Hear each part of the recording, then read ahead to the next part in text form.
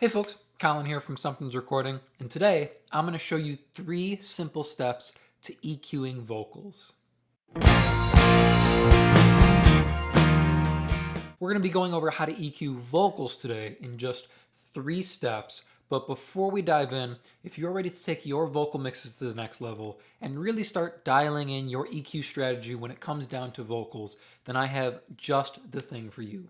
It is my ultimate guide to vocal EQ, and it's just a simple PDF that will walk you through how to EQ your vocals step by step to help you get polished and professional sounding vocal mixes without any more of the hassle and without any more of the guesswork. It is a completely free guide, and you can download it below using the link in the video description. Now let's jump in here and look at EQing some vocals. I'm going to hit play here, of course, so you can hear the finished mix for this song.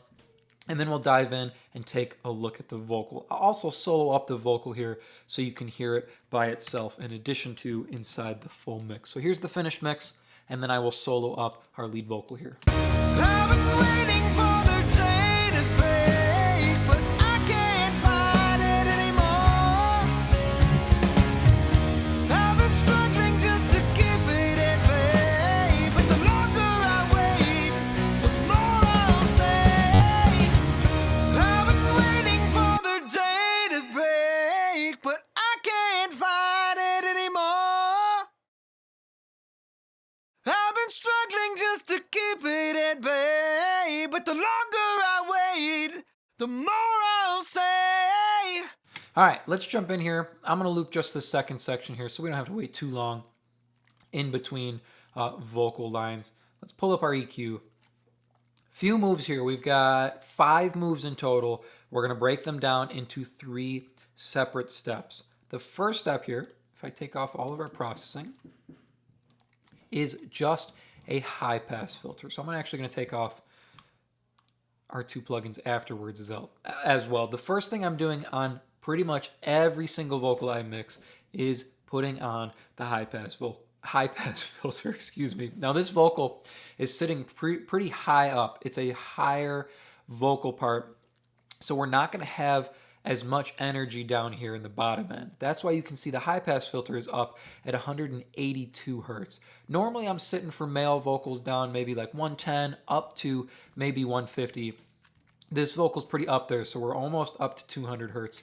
Now for female vocals, sometimes we're sitting up 200, maybe 250 hertz as well. It depends on the vocal and it depends on where your vocal is sitting. The easiest way to get it set is turn your high pass filter on, pull it way, way far up, and then slowly etch it back until you're sitting at where you want it to be. So let me demonstrate that for you. We'll hit play, we'll drag our high pass filter up, and then we'll ease it back till we have the monologue that we need.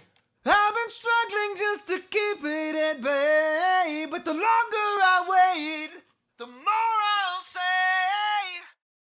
I've been struggling just to keep it at bay, but the longer I wait, the more I'll say. I've been struggling just... So here we're about at the bottom end of our frequency range on the vocal, but I still don't feel we have enough bottom end weight back on our vocal. So I'm going to ease it back a little bit further. To keep it at bay, but the longer I wait, the more I'll say. I've been struggling just to keep it at bay. So easing it back about 100 hertz more down to about 182 hertz here, we get that richness in the bottom end that helps our vocals stay full, even though we're removing all that sub frequencies that we don't need there. And this will also clean up any kind of pops or big S's or big P's and stuff like that, F's sometimes, any air blasts going into your microphone. Removing all that sub area can help clean all that up. So that's step number 1. Step number 1 is engaging your high pass filter and cleaning up your bottom end. Not only cleaning up all those low frequencies, but also tightening up the bottom end and the frequency range on your vocal overall. Step number 2 here is removing unwanted frequencies, usually in the mid-range or in the low-mid area. Now for this vocal here, we're in the low-mid area. We are at 356 hertz, and we're pulling down about 2.5 dB. I'm going to hit play here. You can hear the vocal without. Then I'm going to kick this cut in, and I'll also boost it up so you can hear the frequency range that we're attacking here. been struggling just to keep it at bay, but the longer I wait, the more I'll say. I've been struggling just to keep it at bay, but the longer I wait, the more I'll say. I've been struggling just to keep it at bay, but the longer I wait, You can hear that 350 hertz area. That's that muddiness that tends to obscure your vocal. The more you have of that, the more your vocal sounds like it's muffled or like there's something over your singer, something over the microphone that's obscuring the vocal sound. Cutting a little bit of this low mid area can help to clean up your vocal sound. You don't want to go too far, otherwise you start to sound hollow. So let me show you, for example, if I cut too much of this frequency range. the more I'll say. I've been struggling just to keep it at bay, but the longer I wait, the more I'll say. So here, if we cut too much, it starts to sound thin and it starts to kind of hollow out our vocal. It makes it feel like there's like a big hole in the mid-range. We have our bottom end, we have the top end, and then there's like this big scoop there. We don't want it to feel hollow on the inside. We want it to feel like it has body. So let's go back here. Just 2.5 dB. I've been struggling just to keep it at bay, but the longer I wait, the more I'll say. Great. So if you've watched any of my videos before, you know what I'm going to do here. I'm going to throw in my compressor before we do any boosts. So step number 1 is removing excess bottom end using your high pass filter. So cleaning up the bottom end on your vocal. Step number 2 is removing any unwanted frequencies in the low mids or the mid range. Usually on a vocal, it's going to be 200, 300, 400, 500 hertz area. That's where you're going to get that muddiness. The nosiness can usually be up above that as well, from 500 to maybe 1.5K is where you'll get those nosy frequencies that you'll have to pull out. Any of that stuff there, that's step number 2, removing that. Before I boost anything on a vocal, I like to get my compressor in place. I like to do boosts into the compressor. I like the way compression holds EQ boosts, especially on a vocal, in place, but on kick drum, snare, stuff like that as well. So I've got my 1176 compressor in place, and I'll show you what this is doing briefly.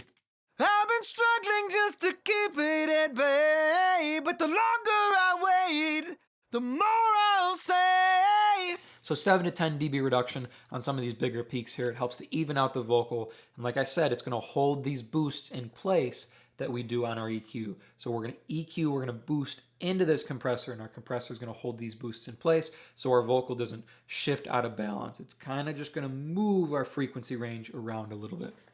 The first boost we're going to do here, step number 3, is boosting frequencies on our vocal.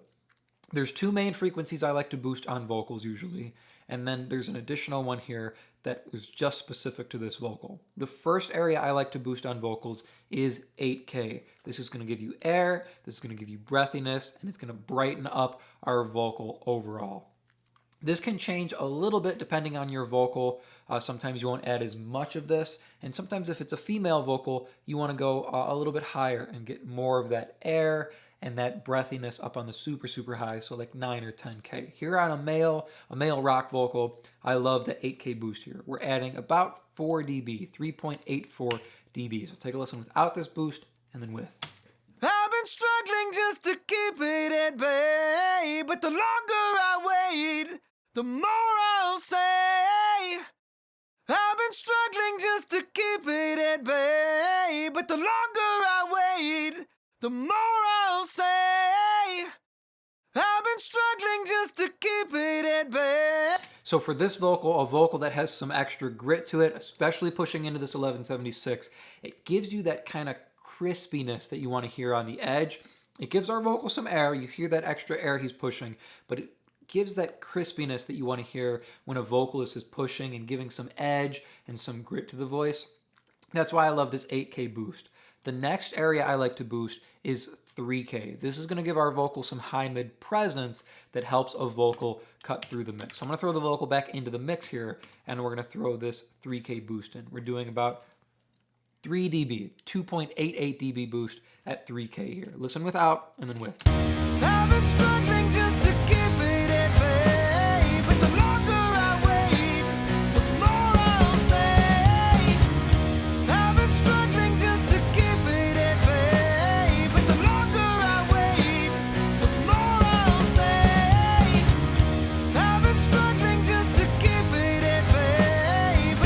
This frequency range here, is what's going to move your vocal forward and help sit it on top of the mix. So it stays up front, especially in a mix like this where there's a lot of instruments going. It's a dense track. We need that extra frequency in like the 3-4K area to help our vocal feel up front and to help it cut through the mix. If you're searching for this frequency here, anywhere from about 2K up to about 5K is going to give you that mid-range presence to help your vocal cut through and sit on top of the mix. We're at about 3K here, or exactly 3K on this vocal.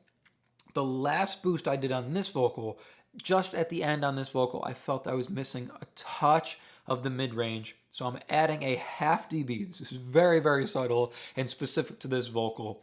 A half dB at 1K here, but we're roping this in to our step 3 here, which is boosting frequencies on our vocal. Whether it be boosting top end, high mid area, or just adding that extra touch of mid-range to balance out our vocal overall here. So take a listen. This is going to be subtle with and without this half dB boost. We'll start without, and then I'll kick it in. Half dB at 1K. I've been struggling just to keep it at bay, but the longer I wait, the more I'll say. I've been struggling just to keep it at bay, but the longer I wait, the more I'll say.